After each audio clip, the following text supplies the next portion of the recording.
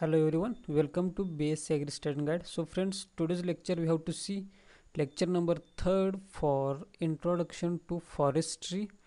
That course is FRST 121 and credit for this course is 1 plus 1 is equal to 2.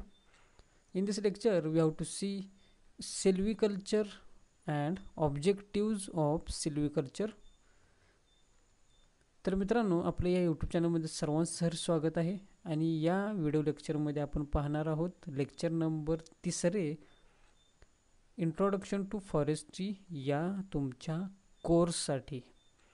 तर तुम्ही मित्रांनो या चॅनलवर जर नवीन असाल तर आपल्या base agri study guide YouTube channel subscribe करायला विसरू नका.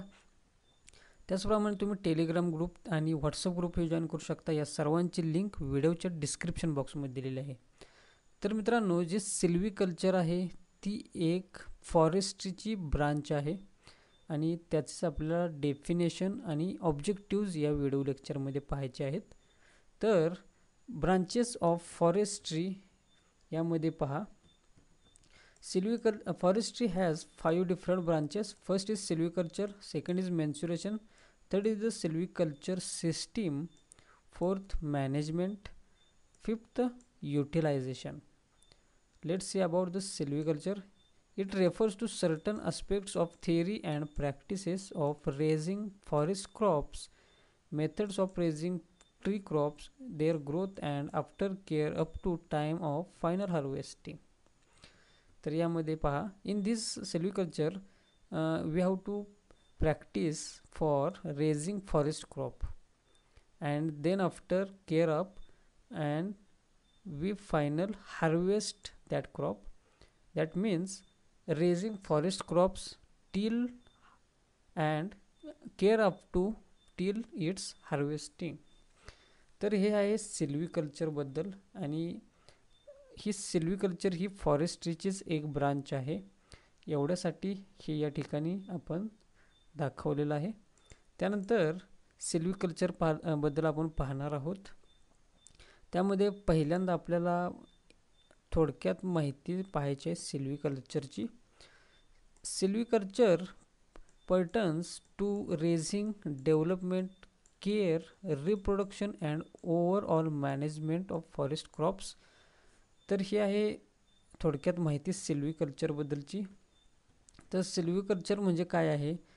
आपल्याला फॉरेस्ट क्रॉप हे लागवड करायची आहे, त्यांची डेव्हलपमेंट करायची आहे, ते मॅच्युअर होईपर्यंत त्यांची केअर घ्यायची आहे, त्याचप्रमाणे त्यांचं रिप्रोडक्शन करायचं आहे आणि सर्व जे त्यांची हार्वेस्टिंगपर्यंतची जी मॅनेजमेंट आहे ती आपल्याला घ्यायची आहे. त्यानंतर आपल्याला पाहायचे आहे definition. It has been defined variously as follows. तर डेफिनेशन 3 प्रकारे दिलेले आहे पहा. Silviculture is that branch of forestry which deals with the establishment, development, care and reproduction of stand of timber. तर सिल्व्हिकल्चर ही अशी फॉरेस्ट्रीची ब्रांच आहे की जी जे एस्टॅब्लिश केलं जातं, डेव्हलपमेंट केली जाते, काळजी घेतली जाते, ते रिप्रोड्यूस केलं जातात आणि एकाच उद्देशासाठी म्हणजे टिंबर मिळवण्यासाठी. त्यानंतर सेकंड क्रमांकाची जी डेफिनेशन आहे ती पहा. The term silviculture in English refers only to certain aspect of the theory and practices of raising of forest crops.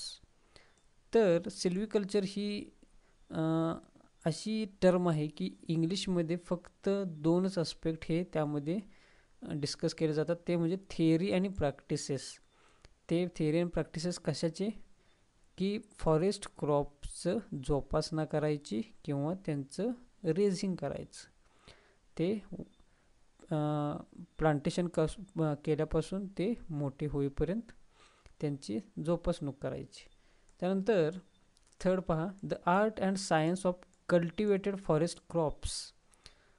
On the other hands, silvics is the study of trees and forests and biological entities, the laws of their growth and development and impact of environment on them. Thus, Silviculture can be described to be include all practical and theoretical aspects of silvies. तर ही definition आहे की जी Indian forest research institute Dehradun यांनी दिलेली आहे. तर silviculture हे एक आर्ट आहे आणि सायन्स आहे की ज्यामध्ये फॉरेस्ट क्रॉप कल्टिवेट केले जातात. आणि याचा अर्थ असा थोडक्यामध्ये आहे की जे प्रॅक्टिकल आणि थेरॉटिकल नॉलेज आहे त्याचं समावेश सिल्वीजमध्ये केला जातो. यालाच म्हणायचं सिल्विकल्चर. तर यामध्ये ह्या 3 ज्या डेफिनेशन आहेत त्यांमधील कोणतीही तुम्ही सिलेक्ट करू शकता आणि परीक्षेसाठी लिहू शकता. त्यानंतर आपल्याला पाहायचे आहेत ज्या व्हेरियस ऑब्जेक्टिव्ज आहेत सिल्विकल्चरचे. तर सिल्विकल्चरमध्ये काय असतं पहा, या ठिकाणी ही फर्स्ट स्टेज आहे, ही सेकंड आहे आणि ही थर्ड आहे. तर काय असतं, ज्या ठिकाणी ब्लँक स्पेस आहे, फॉरेस्ट नसतं, त्या ठिकाणी हे जे आहेत ते फॉरेस्ट ट्रीज प्लांटेशन करायचे आहेत. त्यांची जोपासना केल्यानंतर हे अशा प्रकारचे मोठे होत जातील आणि या ठिकाणी जे मॅच्युअर झाल्यानंतर ही तिसरी जी स्टेज आहे या ठिकाणी त्यांचं हार्वेस्टिंग होईल.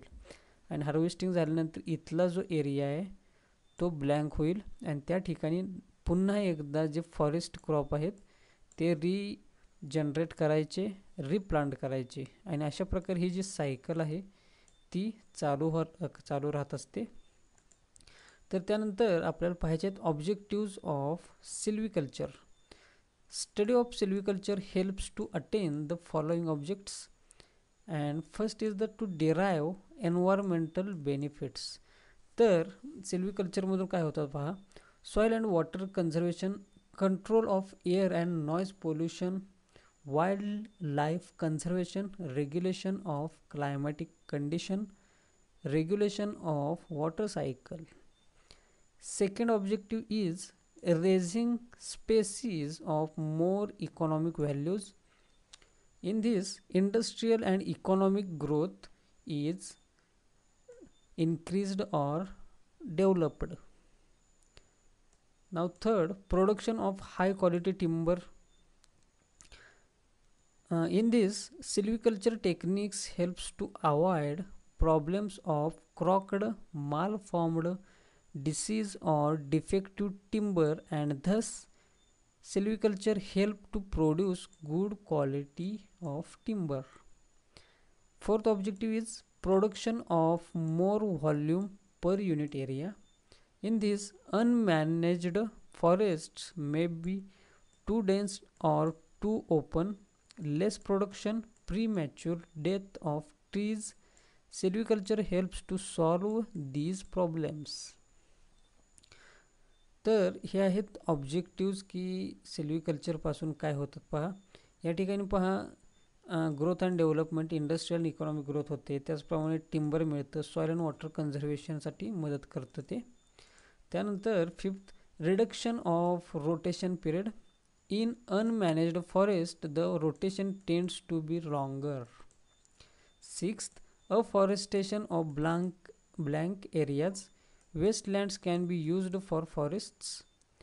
Seventh, creation of plantation. In this, man-made forest or plantation may be created in place of natural forests. Eighth objective is introduction of exotics. Successful introduction of exotic species is possible. तर यामध्ये पहा, जे रोटेशनची जी cycle आहे ती longer असते, because जे reforestation, treatment, harvesting, site preparation हे जे सर्व सायकल आहे ते कायम चालू राहतात. त्याचप्रमाणे जे ब्लँक एरियाज आहेत किंवा ज्या मोकळ्या जमिनी पड आहेत त्यामध्ये आपण फॉरेस्टचं अफॉरेस्टेशन करू शकतो, नवीन लागवड करू शकतो. आणि त्याचप्रमाणे जे नॅचरल फॉरेस्ट आहेत त्याच्याचप्रमाणे मॅन मेड फॉरेस्टसुद्धा तयार करू शकतो.